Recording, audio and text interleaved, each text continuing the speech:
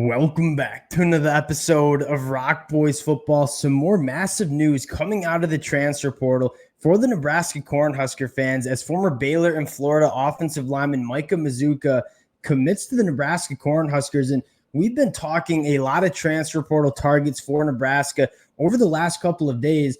Micah Mazzccua was not on my radar, but a massive addition to this Nebraska offensive line. You talk about adding guys like Dante Dowdell and Isaiah Nayor to try to continue to build the weapons around a young quarterback room heading into 2024. A lot of the Nebraska fans in the comment section saying, wouldn't mind adding some depth, adding some experience and talent to the offensive line as well. And Micah Mazzccua is a massive box checked for Nebraska heading into the 2024 season on the offensive line. And you backtrack 12 months ago, I remember talking about Micah Mazzccua going to the Florida Gators out of the transfer portal as largely being one of the more coveted offensive linemen available in the portal. He winds up at Florida, has a really good season for them in 2023. What you're getting with Micah Mazzccua is a guy that is extremely experienced, playing over 1,600 snaps between his time at Baylor and Florida, and a guy that's played at a high level in the Power 5 conference. And we've had this conversation. It is difficult to find starting caliber offensive linemen available in the transfer portal, and it's even more difficult to land those guys. And Nebraska does a phenomenal job landing Micah Mazzccua, who has experience in the SEC, experience in the Big 12. Really excited to talk about Micah Mazzccua, what he brings to this Nebraska offensive line that we've said feel kind of good about the progression that unit has shown. Before we get into it, just want to say thank you to you guys and a special shout out to the Nebraska fans. This has been a program we've talked a ton about over the last couple of days as Isaiah Nayor, Dante Dowdell commits to Nebraska. The amount of support you guys have shown, it has been absolutely amazing. All the Go Big Reds in the comment section. Cannot thank you guys enough for rocking with the boys. If you guys do enjoy the content, consider subscribing to the channel. And without further ado, I want to get into Micah Mazzccua and then have a little conversation about what this Nebraska offensive line is going to look like in 2024. Now, Micah Mazzccua, again, the first thing that you're getting and what you're most excited about is just a really high floor player. Like, you know what you're getting with Micah Mazzccua. He's played Power 5 ball for the last couple of years and has started a lot of games at that guard spot, both playing right guard and left guard. So you have some position versatility, and you also have just really steady play. And as a pass protector, Micah Mazzccua has been really solid, even going back to his time at Baylor in 2022, faced 367 pass blocking opportunities, only gave up 11 pressures.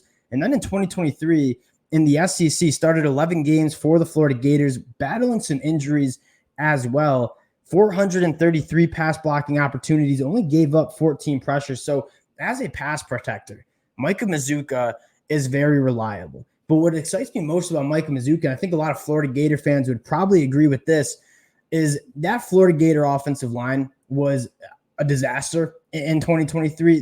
One of the bright spots with that Florida offensive line was Micah Mazzccua at that guard spot. And as good of a pass protector as I think Micah Mazzccua is, I think he's even better in the run game. And I think this is probably the biggest story for Nebraska, because what has Matt Rhule consistently talked about is establishing the run, being a team that is going to own the line of scrimmage, move big bodies off the line, and get that run game going. And I think Micah Mazzccua has that kind of nasty in him. He is a very good run blocker. And I wonder if there's a connection with Matt Rhule. So Matt Rhule was not his coach at Baylor, but he commits in that 2020 class.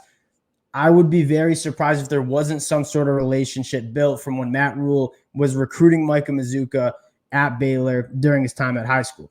Now, another thing about Micah Mazzccua that I'm really excited about is just continuing to add depth and competition on that inside of the offensive line. And this is a conversation that we've had, and even in the comment section, a lot of Nebraska fans saying, I want to add to that offensive line.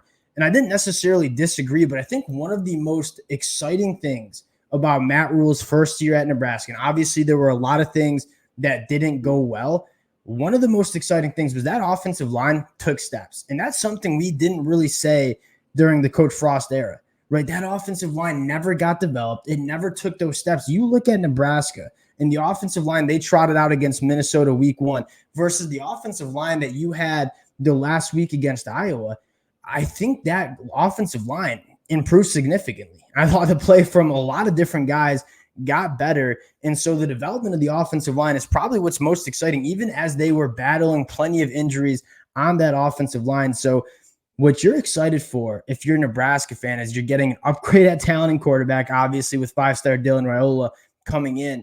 But if you continue to see the development of that offensive line with the first full offseason with Matt Rhule, that is probably what's most exciting. And adding a guy like Micah Mazzccua, not only adding a ton of depth, but also experience and a highly talented guy that's played a lot of Power 5 football.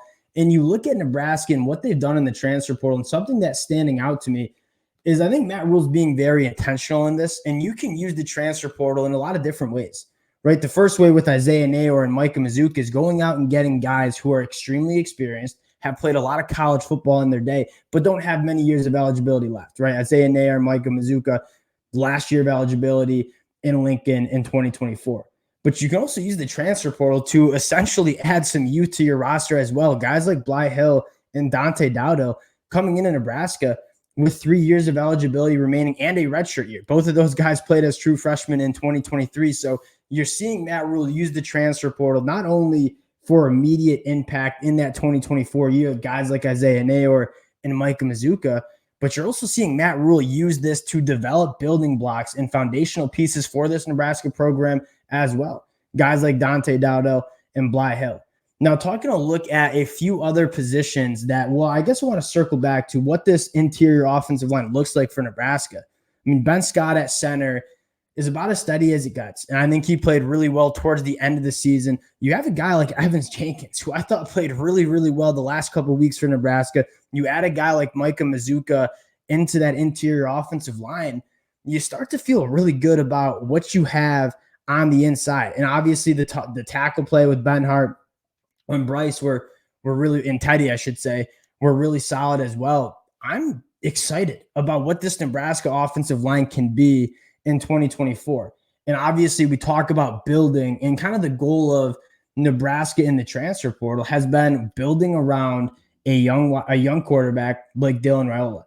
You have a very good and talented running back in Dante Dowdell coming in. A quarterback's best friend is a run game. You improve this offensive line with Micah Mazzccua, so you're pretty confident about what this run game is going to look like for Nebraska. And then you go out and get a phenomenal deep threat and a guy like Isaiah Neyor, who's coming back from an ACL injury, but we know what he can do going back from his time at Wyoming down the field.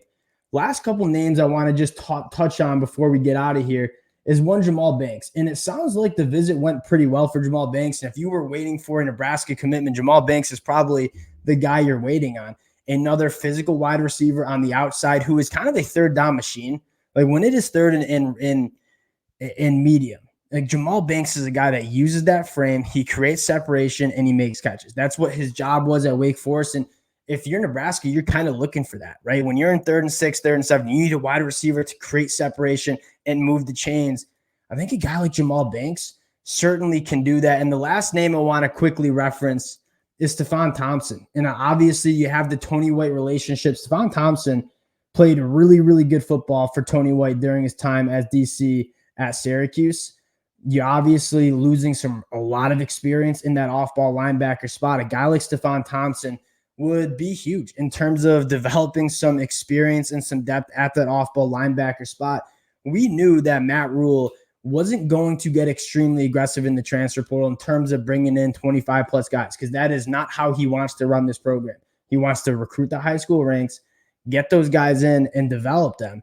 But what Matt Rhule is doing in the transfer portal, I think, is really efficient. He's taking a look at this team and saying, where do we need to immediately improve heading into 2024? The offensive line has taken steps, the running back room has taken steps, and the wide receiver room has taken steps. Those were kind of the positions that we talked about as being top targets for Nebraska. Matt Rhule continuing the momentum in the transfer portal as the commitments continue to roll in. We'll continue to cover it. Again, appreciate you guys rocking with the boys. If you guys do enjoy the content, consider subscribing to the channel, and we'll talk to y'all later.